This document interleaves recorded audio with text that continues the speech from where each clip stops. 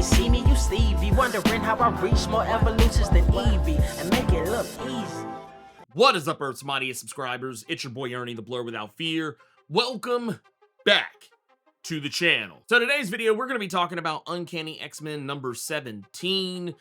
This issue does something that I was really happy to see. It's not to say that we don't get X-villains who are mutants, but it's rare we get X-Men villains who are mutants who don't like other mutants. So what Gail Simone has done, he has introduced a character by the name of Mutina. And Mutina is, for all intents and purposes, the Candace Owens of X-Men villains. And I could not be happier to see this highlighted and spoken about. I've talked about this before in regards to some of the things that Gail has been doing with the series, the type of commentary that she has been bringing to the series. And I gotta admit, I wasn't really sure when I had initially heard that Mutina was gonna be a thing.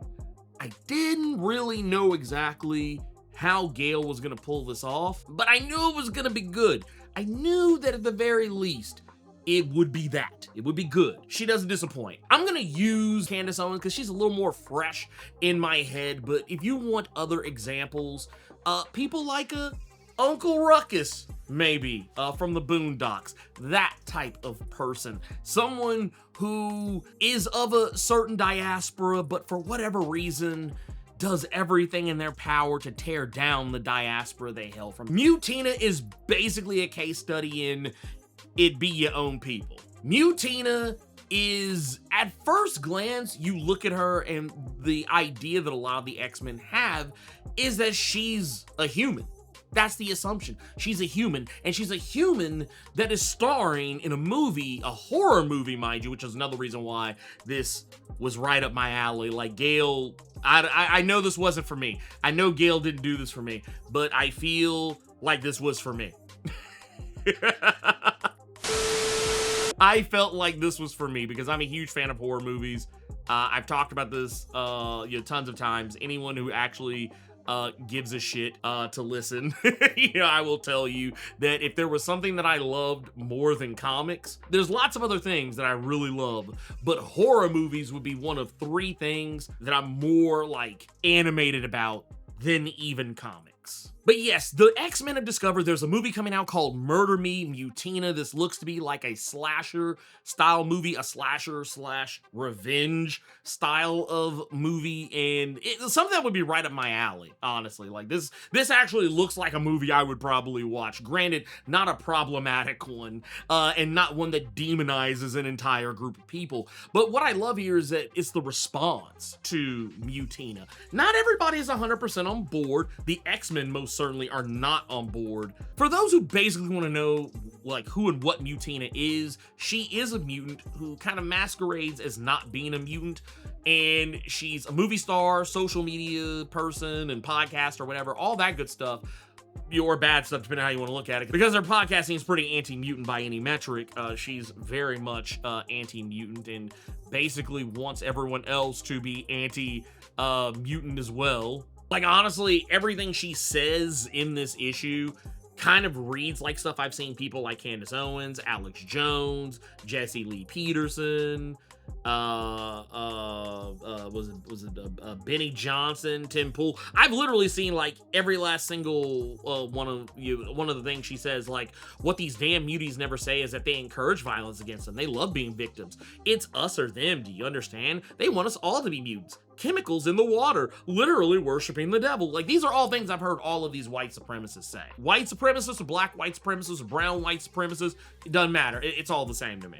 But the thing that makes Mutina dangerous, at least in this particular instance, is the fact that she seems to have a skill set that makes her deadly for the people who do approach her in this particular issue, that being Jitter and Calico. See, Mutina has the ability to manipulate shadows, and not just manipulate, shadows, but she also seems capable of moving through them and melding in with them in some pretty entertaining ways, in ways that would make her a problem for most X-Men characters. Well, unless Jubilee's around, because her power is very dependent on actually having shadows to work with. It seems like her power is not the ability to create darkness where there is none. It seems like she can only manipulate what's already there.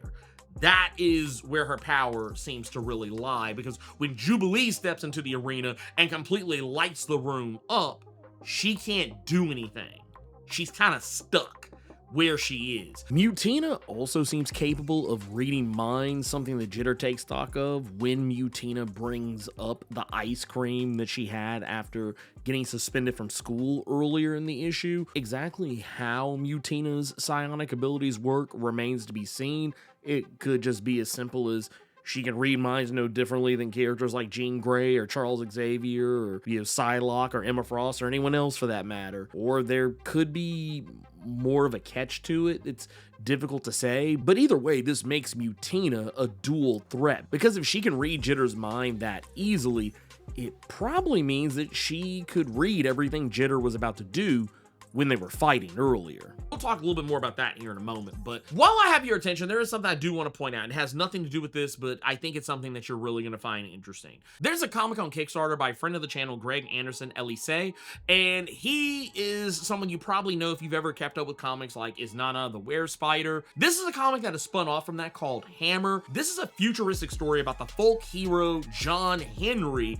versus an actual robot apocalypse. You flash forward to a world that has been completely taken over by artificial intelligence, and that the last remaining humans on Earth are living in hiding and trying to find refuge wherever they can, and John Henry ends up encountering a villain by the name of Lord Bolt, who is quite literally the worst. And just like how artificial intelligence can only learn what is input to it by humans, Lord Bolt is trying to colonize the rest of humanity's culture. And the last bastion of that is John Henry. This is a really beautiful book, and I highly recommend you go check it out. You can go back and on Kickstarter, there's 4 different covers for this, and they're all fantastic. I personally am a fan of the B cover. That's my favorite cover overall, but yeah, it's really cool. And not only that, it's not short. This is just act 1,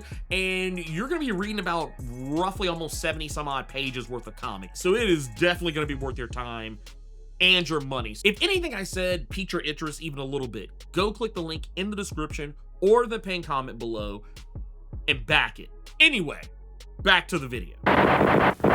The X-Men are most certainly not on board with Mutina on any level, maybe with the exception of the outliers, because they do go see the movie when it comes out in theaters, despite the fact that the X-Men, Rogue specifically, told them to, sit put, don't go out, because they're worried this movie is gonna ratchet up anti-mutant sentiment at a time where they really can't stand to have much more. So I did also appreciate that there were people, what they did is they kind of juxtaposed this, people within the comic book universe, like actual superheroes, and matched it up against real life people.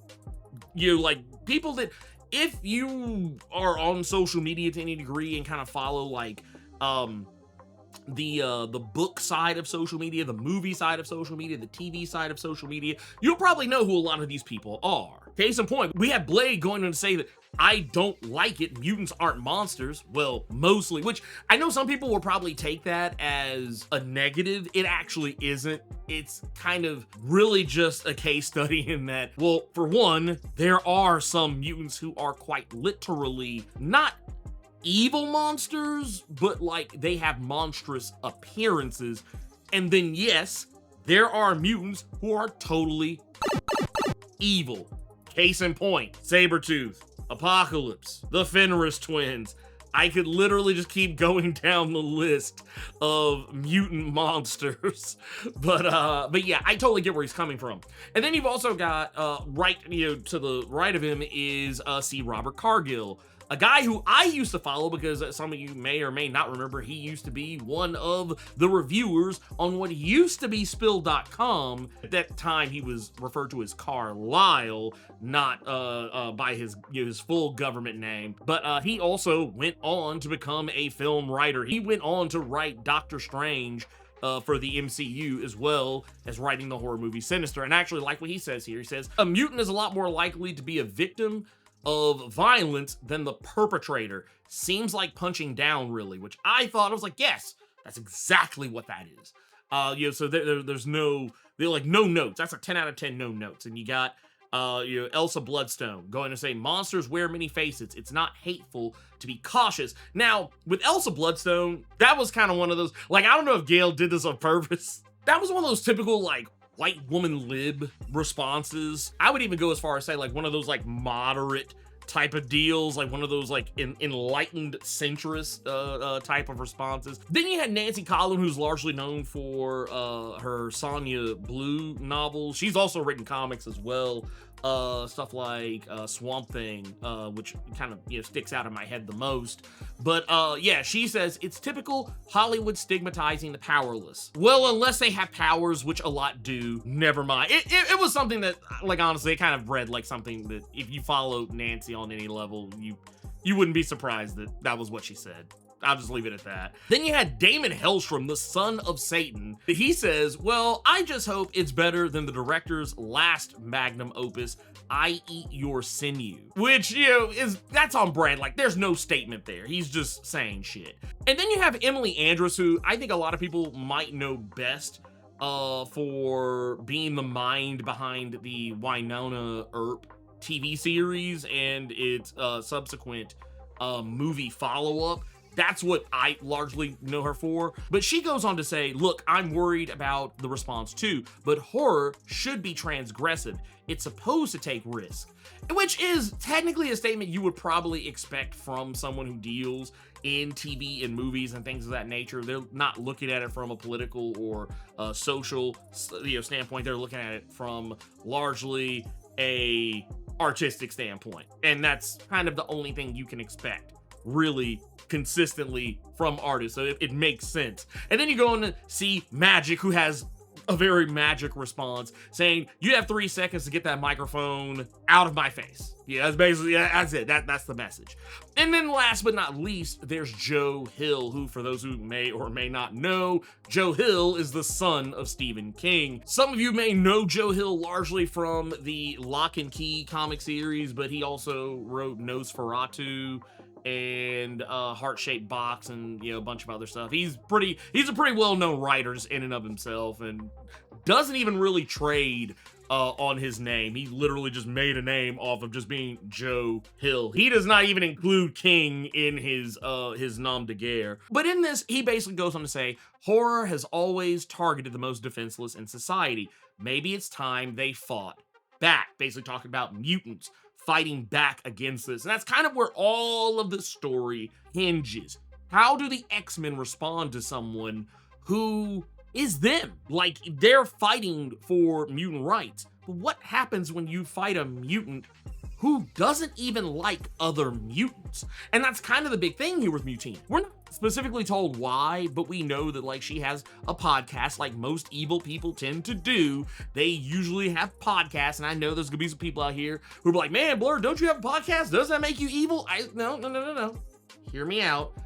It's kind of like that old Slytherin saying. It's not to say that every evil wizard is of Slytherin, but a lot of evil wizards are Slytherin. It's kind of one of those things. That's why we say they should actually, if you want to tariff some shit, tariff podcast equipment. That way we can keep the number of bad podcasts down. Yeah, just keep all that manosphere MAGA shit. Tariff the podcast equipment immediately.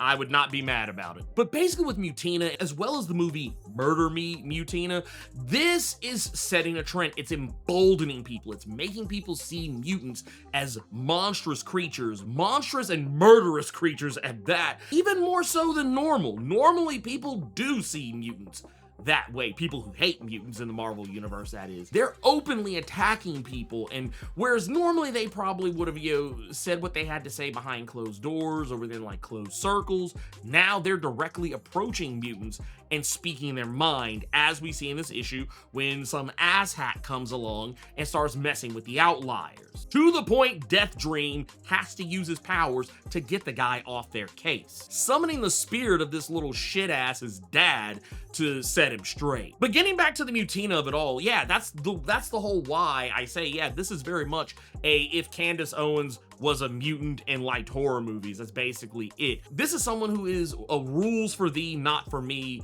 type of person. They do not want mutants to thrive. They want themselves to thrive. And what they're doing too, and this is a very Candace Owens-ism, is that, well, why can't you just be like everybody else? Why can't you conform? Why can't you just try to fit in? Why do you have to act like a mutant? Why can't you make yourself small and hide who you truly are? And that's something that I see Candace Owens say all the time. And it's not even just a Candace Owens thing. Like, there's actually other people out there who fight against their best interests every single day of the damn week. We see it all the time. People who do not fit into the categories of white, cisgender, straight, Christian, male. You're not in that category. You don't have any of those. Like, you don't have all 5 of those descriptors. Yeah, you're not a part of the club. It's a big club, but you're not part of it. You just be honest with you. And no matter how much you bend over backwards, no matter how much you spread your cheeks for white supremacy, no matter how much you shuck, jive, tap dance, kiki and kaka for white supremacy, you will never be one of them unless you have all 5 rings. You gotta have all 5 rings. I'm gonna say it again. Straight, cisgender, Christian, white, male. It's like fucking Captain Planet. If you don't have all 5 rings, you ain't summoning Captain White Supremacy. You just can't do it. I'm sorry. You just can't do it. I think that should be the ultimate comeuppance for Mutina. Once again, I'm not trying to tell Gail how to write this. I know she sometimes tunes in on these videos, but yeah, if look, Gail, if you don't want to incriminate yourself, just blink in the comments if I'm on the right track. But yeah, I like this. I like this. I like that this character exists. I think that characters like this serve a great purpose because, once again, you know, I talked about, you know, some of the mutant villains that the X-Men have faced in the past. They've faced a ton of villains, ton of bad guys who are mutants just like them, but they're not always for them. We even saw this during the Krakoan era. There were mutants who were a part of Orcus. You know, we saw that Abigail Brand, who is a mutant, she was a part of Orcus, you know, for better or worse. Moira McTaggart, Moira X, she was in there. Judas Traveler, a mutant, also was a part of Orcus. It's very much not like us energy. You just because you, and this is a saying my granny used to say this to me, my mommy used to say this to me, and I don't know, maybe if you are a person who is black or brown, you would probably had someone in your family tell you this before too. I don't expect white people to get this, but because this is not a statement that's common among the melanin-less people of the world. But not all skin folk are kinfolk. And I feel like that's kind of what's going on here. Not all gene folk, not all gene folk are kinfolk here. They don't have your best interest in heart. They don't want to help you. They only want to hurt you. And the only way they will ever mess with you is if you're like them. That you conformed, you bent over and spread your cheeks for, you know, human supremacy. In this case, I would normally say white supremacy, but yeah, I appreciate it. I appreciate it. Yeah, because there are people out there who do that. You can even make the case if you want to take race out of it or sexuality out of it, you can put gender into it. I've seen plenty of white women who vote Republican, even though Republicans are anti-woman. I know I've used Candace Owens as an example of this, especially because, you know, I know that I have I'm not gonna say predominantly black audience, but I have a black audience who knows who I'm talking about when I say Candace Owens. But I'll throw you another one. What was that woman's name? Just Pearly Things. That was another one. She was another pick-me. She was desperate to exist within the confines of the manosphere. She sold other women out, trying to tell women that they needed to be more beautiful, they needed to be skinnier, they needed to do all these things, mind you, none of which she fit the description of. Just Pearly Things was, I'm sorry, I'm just going to say it, she is one of the most unfortunate looking white women I have ever seen in my life. She is also older than the women, like the age value that she would put on women. Like, what age are you past your prime and no longer a viable mate for a man? She's not married, to my understanding, I don't think so. And she doesn't have any children. So she literally is kind of against everything that, you know, for the most part, that she claims to be about. And I wouldn't be surprised if somewhere later down the road we find out that she is not a straight woman. I would not be shocked if we later found out she was gay and she has been hiding in the closet trying to pray the gay away the whole time. Or just doing it for the grift. But yeah, these are the type of people I'm talking about. These are the people who will literally sell out their own for what I often like to refer to as the warm, wet snatch of white supremacy. Danger, danger, danger. Sorry, but it is what it is. It is what it is, man. Some people love that. I mean, like I said, it's warm, it's wet. I mean, you know, it's meeting all the criteria, but that doesn't mean that it's a safe space. Not all snatch is clean snatch. You know what I'm saying? Yeah, I'm not trying to be crude, I mean, but just I'm being honest here. This is me. Like, I guess, I don't know, in my old age, I've just gotten very, blunt. I don't know. I don't know. I personally don't know any other way to be.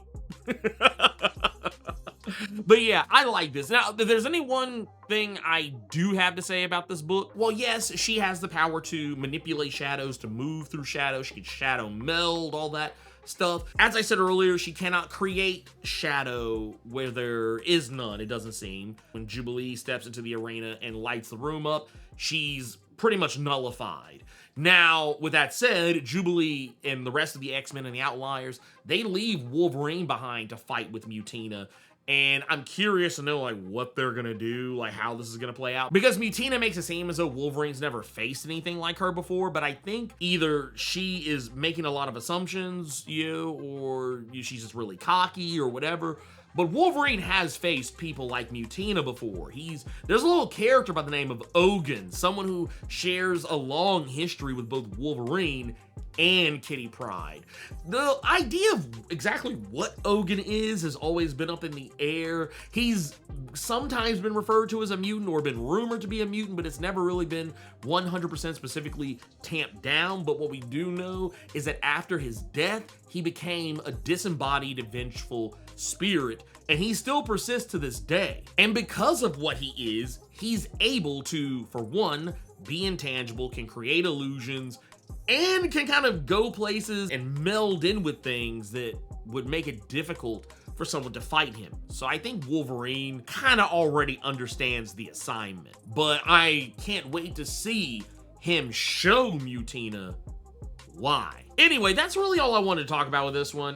You know, thank you all for checking this out. And if you haven't done so already, make sure you hit that subscribe button and tap that notification bell. That way you don't miss out on anything. And keep it plus ultra till next time. We out of here. Peace.